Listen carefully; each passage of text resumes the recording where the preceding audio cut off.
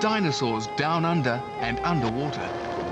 It's always an excitement to be in the water alongside such a huge animal, an animal with such power. This is a whale shark, a creature so big and so rarely seen, it's been called the dinosaur of the deep. Every time I look into the eye of a whale shark, I really wonder, what is he thinking? Who's in there? What's going on in that head? The whale shark, the dinosaur of the deep. Tomorrow at 7 on BBC1. Viewers have a chance to bite back this afternoon on BBC One at the quality of BBC drama and the number of repeats. That's in 5 minutes. And after, a broadcast from Toyland.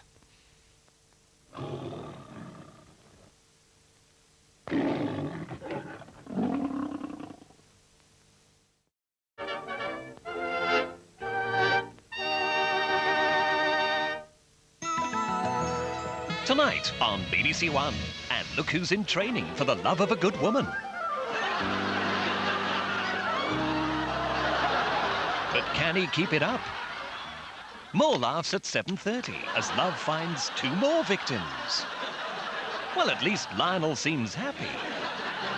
In Strathblair, there's suggestion of impropriety. What are you suggesting anyway, Eileen White? Adultery? Or grievous bodily harm? Or both? Then at 9:05, meet Resnick, an unorthodox detective who's about to solve a baffling crime. But he's dealing with some very unorthodox suspects. There's something more complicated going on. I can't set a finger on what it is. What it is a great night on BBC One.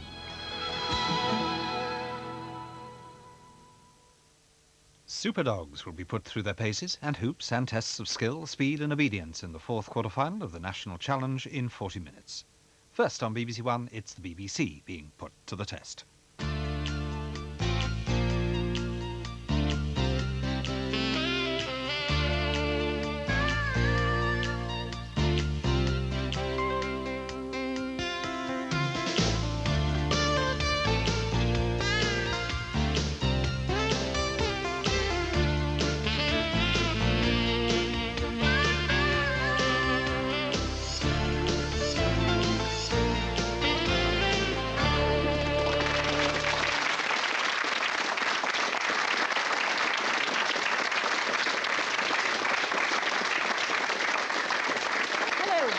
Welcome to the July edition of Biteback, and it's been a turbulent month at the BBC.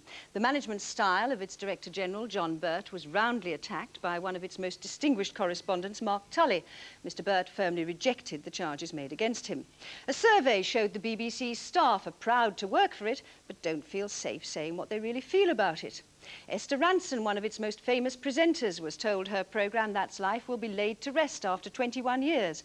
And all that has been happening against a backdrop of falling audiences. In the last week of June, BBC One's share of the audience dropped below 30% for the first time in 8 years. So today on Biteback, we're focusing on the thinking behind the programmes that bring in the big audiences, drama and light entertainment, and discussing with the people who write, produce, watch and criticise those programmes what the BBC can do to bring the audiences back again. First, though, let's start with our regular look at some of your day-to-day complaints in what we call the hit list. Petersburg, I presume. Cole? Cole? I ain't been to any bleeding Cole. A visitor to Bayview Retirement Home shocked the regulars. And some viewers. What's the matter with all you tossers? First I get some leg-over artist trying to jump me. Now I've got this old git accusing me of taking part in some kind of criminal activities. It's a diabolical liberty. And you lot stop staring and all. Stuck-up bunch of old farts. I could hardly believe my ears. Why is this kind of language allowed on the BBC? Asked Mr. Forrester from Leeds. Producer Gareth Gwenlyn told Biteback, I would like to assure the audience that both the writer and myself take the utmost care and concern not to alienate our many and faithful viewers. Reading the morning papers with Sir David Frost was a bit like playing strip poker for Mirror executive Amanda Platel. Amanda, it's your turn now. What are you going to pick on? Well, I'd very much like to have a look at the story in the Sunday Mirror this morning about Now, we do have a rule, by the way. You know. Is there? I can't mention one of my own papers? Every time you mention one of your own newspapers, you lose one article of clothing. All right, carry on. With the jacket. Yes, just as well I don't have any papers. Mrs. Janet Lumsden from Stirling complained to Biteback. What a sexist comment. It was quite shocking in this day and age. This is no way to speak to a woman. We asked Sir David for an explanation, and we got a message via his office saying, "I'm too busy." What's this noise? Was the question on the brain drain. Joe, here's yours.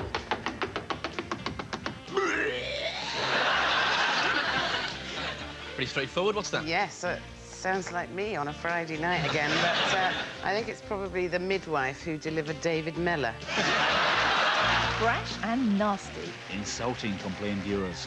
This programme's about as funny as a smack from a wet kipper, moaned Mrs. Williams from Shanklin. Producer Dan Patterson told Biteback, "I note these comments with great interest and can reveal that they were all made by members of my own family who are deeply ashamed that I have become a comedy producer. I just want to say, Mum, Dad, stop it. It's too late. I'm not going to become a lawyer now. Anyway, the brain drain has increased its audience by 30% and lots of people like it. So there."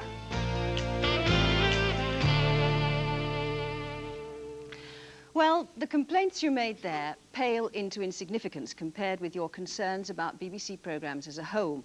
There aren't enough of them that you like, and you're switching over. The BBC's admitted that it's facing a large problem. Alan Yentov, the controller of BBC1, said this week that the corporation needed to broaden its appeal. Well, here with us to talk about what's been happening and why and how it might be improved are people who've written, produced some of the BBC's most successful programmes, such as Birds of a Feather, EastEnders, Have I Got News for You, and critics who support the organisation but who are anxious about its future. There's no doubt that it's in the area of drama and entertainment that the real problem lies, and we'll have a look at that more closely in a minute. But first, a report on the consequences of not having enough good new programmes to fill the schedules. What broadcasters call archive programmes, but you call repeats, now litter the schedules. This week they make up more than a quarter of peak time programmes, and you've been making your disapproval very plain, as Richard Jobson reports. A quiet Saturday night in front of the box. Saturday night on BBC1, a great night for comedy. At 7:20, open all hours. First shown only 17 years ago. It's now a classic. This one's been on 3 times, last seen in 1991. It wasn't her, was it? No. Thank God for that. I do love situations. It's followed by Birds of a Feather. It's only the 3rd time it's been on. You are hopeless, Dawn. You are a complete traitor to the women's movement. As far as I'm concerned, Sharon, the women's movement is what you do with your pelvis. You saw this only a matter of months ago. Welcome to the House of Elliot. And Spender's back in a repeat of the first series from 1991. Seems like it's never gone away. This is not the sort of trail you're likely to see on the BBC at any time, but it is what's happening on BBC1 at the moment, and viewers have had enough. It's just damn disgusting. It's repeats, it's all repeats. The only thing it isn't a repeat is the news. Programmes like Open All Hours, The Good Life, Porridge, Dad's Army, those kind of programmes, I think they should just be locked away in a cupboard and the key thrown away for the next 10 years and don't get them out until, you know, until we all haven't seen them for a while. They have a cheek in that they're asking me to watch repeats, which they are repeating repeatedly. For some viewers, it's just all too much.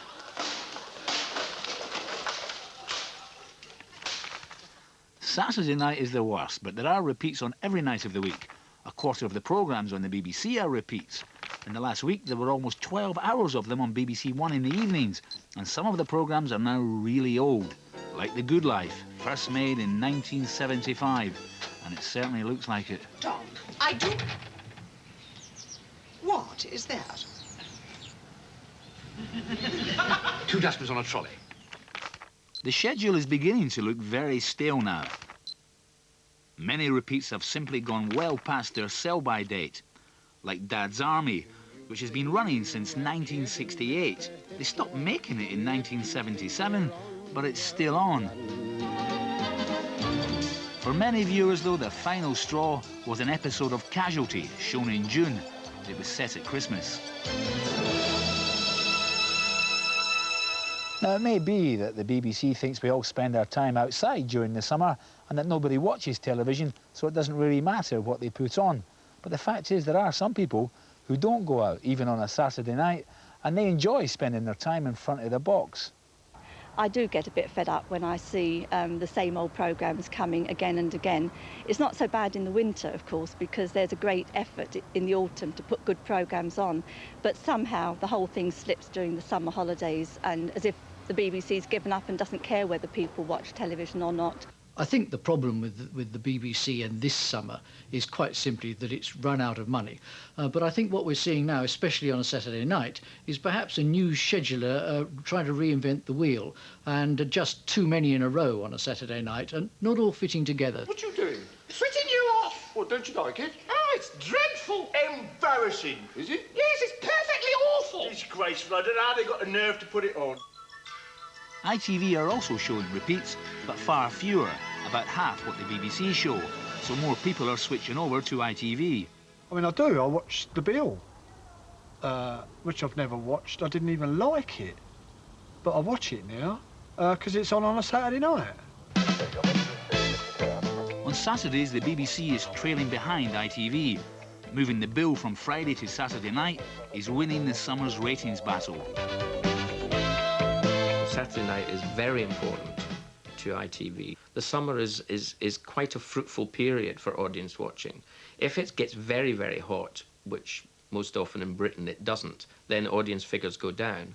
But when we're in our normal temperate or rainy climate, the figures can still be pretty high, as we see from, as you say, shows like The Bill, Stars in Their Eyes are getting between 8 and 10 million viewers. So they're there to watch even in the summer on a Saturday night. The BBC are failing in their duty to provide me and others with a service. They have a large income. In my opinion, they are not using it properly. Yeah, the BBC ain't worried about wasting money, mate. This ain't their money, is it? It's ours. It's not yours. You ain't got a licence. Shut up! No one disputes that the BBC has some of its best-loved programmes in its archives. Millions still enjoy them. But viewers criticise the BBC for showing too many repeats. And there's also a problem with where they're put in the schedule. The scheduling part of the BBC brain is missing. I mean, it's remarkable that the pieces are in a jigsaw, a compendium, but they're not in the right place. There really is no excuse for putting a programme on